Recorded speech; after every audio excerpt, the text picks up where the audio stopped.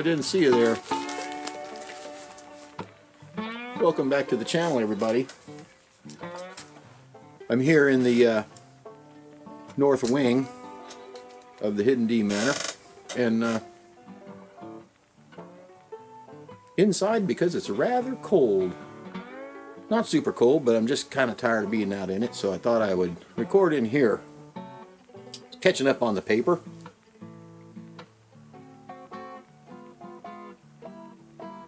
I'm going to share with you a Codgerism. And how many of you remember sitting down to read the paper? There's a good question.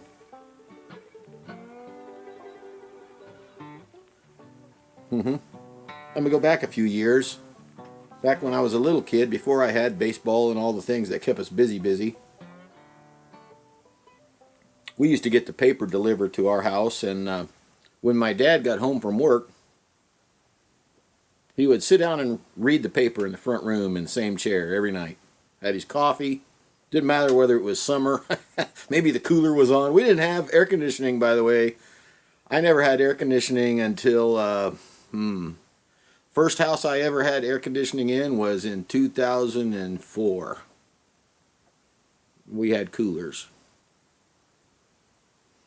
Anyhow, Dad would sit down and he'd have his cup of coffee and he'd be reading the paper, and you know, you'd come in there wanting to talk to him, and you'd get that same thing over the top of the paper. Oh, hello.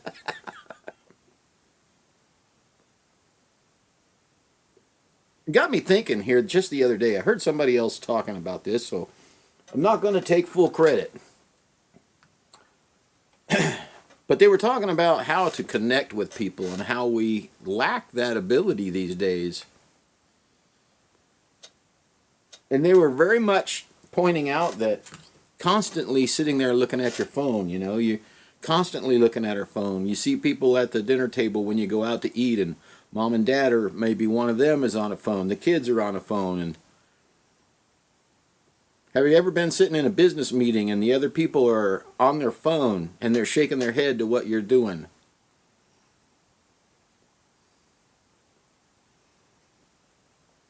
You know, I'm not a professional as far as relationships goes. Michelle, keep your thoughts to yourself here.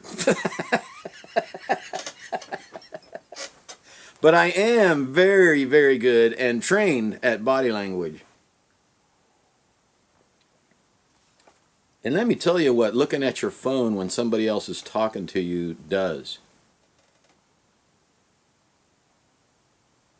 Some of us that are older, you know, remember walking into Dad sitting there reading the paper and you talking to him. And so I'm going to give you two different scenarios. You walk in and he just keeps looking at the paper, and you're kind of talking through the paper, and you don't know whether he's hearing you or not because you can't really see him. And even if you walk to the side, his eyes are glued on the paper and he's shaking his head and nodding. Maybe your mom's reading a book, right? And the same thing, she never puts the book down, you know. Maybe she's crocheting. My mom used to crochet a lot, but she was excellent at doing her stuff and making eye contact and talking to you. She was a conversationalist. So in another scenario, you walk in and you start talking and the paper gets folded and put down. And you make eye contact. Which is what my dad would do. He would always put the paper down. And sometimes, I guess, we knew we weren't going to bother him while he was reading the paper. I mean, but if it was something important to us, we would, you know. There is a happy medium of respect here when somebody's busy. But if he'd have grabbed his paper and picked it up and started reading while I was talking to him, that would have been something totally different. And that's what I'm getting at with the phones. You know, your kids are talking to you. Maybe your spouse is talking to you. And you got an iPad or a tablet or something and a phone and you're looking at it.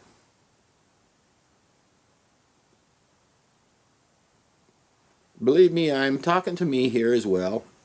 We have become a society that's consumed ourselves with consuming information.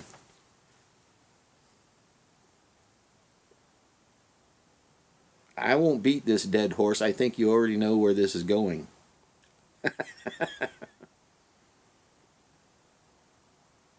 If you're a parent out there and you want to connect with your kids and you want to tell them that you love them and that you honor and appreciate them, one of the best things you could do is not have a phone in your hand while they're talking to you, or maybe while you're talking to them.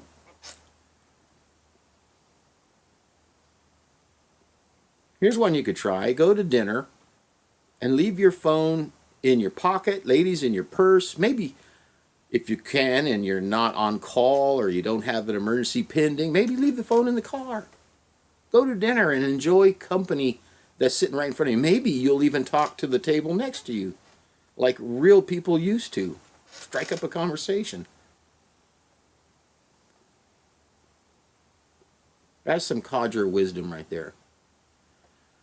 You know, I appreciate pipe smokers so much for that ability right there, not to be overly consumed with their self, and almost always ready to have a conversation and to listen.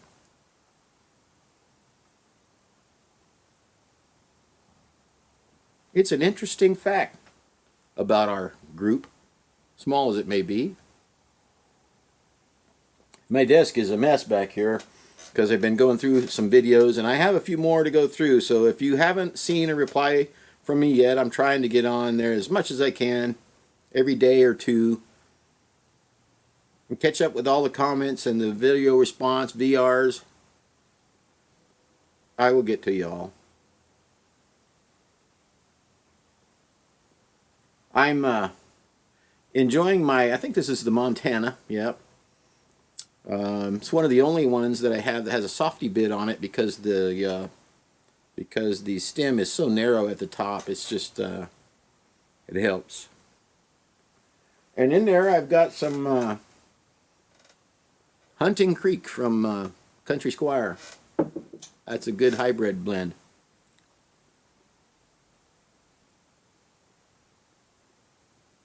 So just sharing some codger wisdom today. Try to put the phone down. It's funny to make a video for social media telling people to put your video down.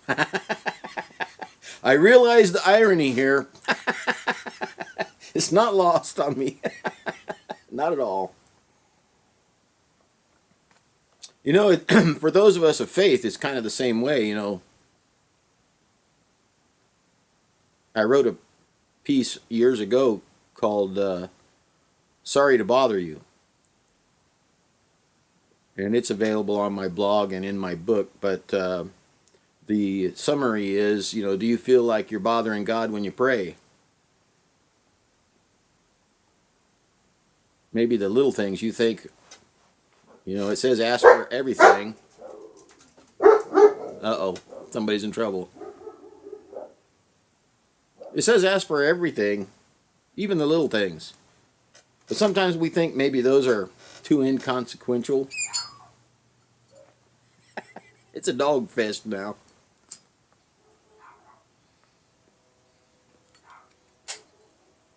It's not inconsequential because God is a good father. And maybe you didn't have one. I'm lucky that I did. Thankful for that. But whether you are or not, most of us here are either a spouse or a father or a friend to someone. I think that probably counts us all in.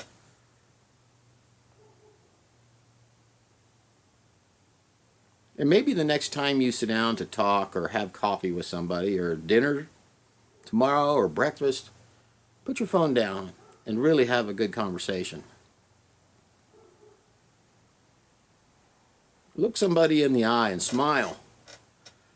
You know, I'm not much of a people person, believe it or not. I am and I'm not. I don't like big crowds. I like one-on-ones. I like a small group of people that you can talk and hear each other. I'm not much of a people person, but I do like to connect. And I think that is what I'm trying to convey to you. I don't think you can connect well when you're staring into that backlit phone. Or when you got that paper held up in front of your face. It's like a big stop sign, isn't it? You know? If I hold my phone up while you're talking, it's like a big stop sign saying, stop, I'm busy.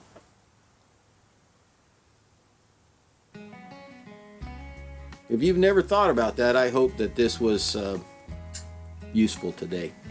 So I'm going to get on into my week here. I got chores yet to do. Weather's crazy this week up here, so I'm trying to take it easy and see what's coming. You never really know. And get your VRs done, and I'll catch up with them and see what you've tagged me in. I look forward to next Sunday, probably drawing on Sunday, probably.